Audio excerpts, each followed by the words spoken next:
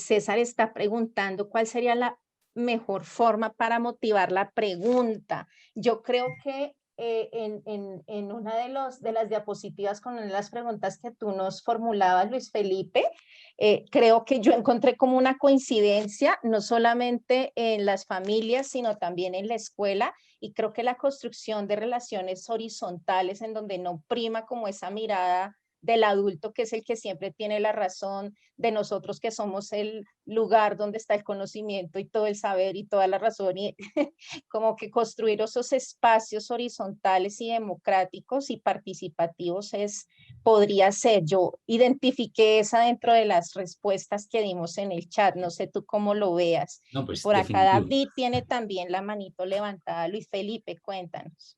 Ah, no, sí, digo que sí.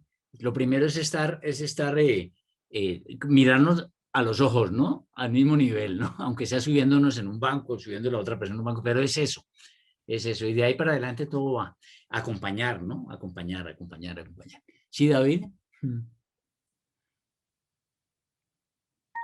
Bueno, buena tarde. Hola, David. Agradecerte, ¿verdad? Gratitud, pues, por este espacio y sobre lo que dices, pues, yo creo que es una manera de te confronta sobre, digamos, el pensamiento público y el pensamiento privado, como que yo soy docente. Ujú. Entonces, yo siempre he pensado que como profe tiene que cumplir los lineamientos que te da el Ministerio de Educación, pero de igual manera debe de ser, de leer el contexto donde están, ¿no? Entonces, en ese Ujú. orden de ideas, yo he practicado con mis estudiantes una cosa que se llama, que me llamaba mucho la atención cuando te escuchaba, que se llama, te invito a pensar mejor, ¿no? Ujú. Y entonces yo les decía, por ejemplo, que para uno, digamos, pensar con mayor grado de conciencia, tiene que tomar la decisión de aprender a pensar. Eso implica pues unos razonamientos y una serie de cosas, pero lo más importante es que yo les decía que había que hacerse preguntas, entonces yo les citaba unos modelos para que ellos hicieran varias, ¿sí? Entonces yo les decía, Ujú. por ejemplo, ten en cuenta los ejemplos propuestos como guía para la formulación de tus preguntas. Nunca pienses que tu pregunta tiene poca importancia. Si es una y te pertenece, es válida, aclárala y busca respuesta, ¿no? Entonces yo le decía, por ejemplo, ¿por qué las personas pobres son las que tienen familias con mayor número de miembros o hijos? Te estoy hablando de un contexto que es muy vulnerable. Es bueno Sí. como confrontar, ¿no? ¿Por qué los políticos no cumplen con lo que prometen y aún así las personas siguen votando por ellos Ujú. o Tremendo. por ellos? Sí, Ujú. ¿por qué en casa de alguno de mis amiguitos del barrio vive un solo papito y el otro no? Ujú. ¿O por qué hay tanta violencia en mi barrio? ¿A qué edad puedo tener un novio o una novia? ¿Sí? Sí, claro. ¿Por qué hay tanto embarazo en adolescentes? ¿O por qué unos barrios más ricos y otros más pobres en mi ciudad? ¿Por qué en mi barrio casi siempre las personas quieren solucionar las diferencias o problemas con discusiones? Y les decía, ¿por qué mis vecinos en vez de comprar alimentos o suplir otras necesidades en su casa terminan gastando el dinero en equipos de sonido?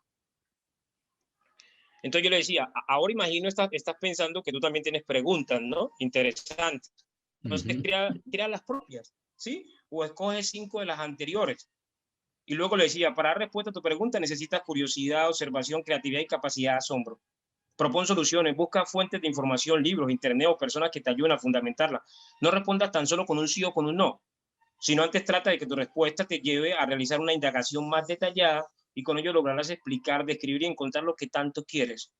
Un consejo, bueno, que es como que jamás dejes de eso. Y sobre eso le hacía una pregunta, sobre todas esas preguntas que yo quería hacer. ¿Cuál fue el proceso que seguiste para llegar al resultado? Que es lo que a mí me interesaba. O Ujú. sea, ¿cuál fue el proceso? ¿Y por qué crees que el resultado de tu trabajo es correcto?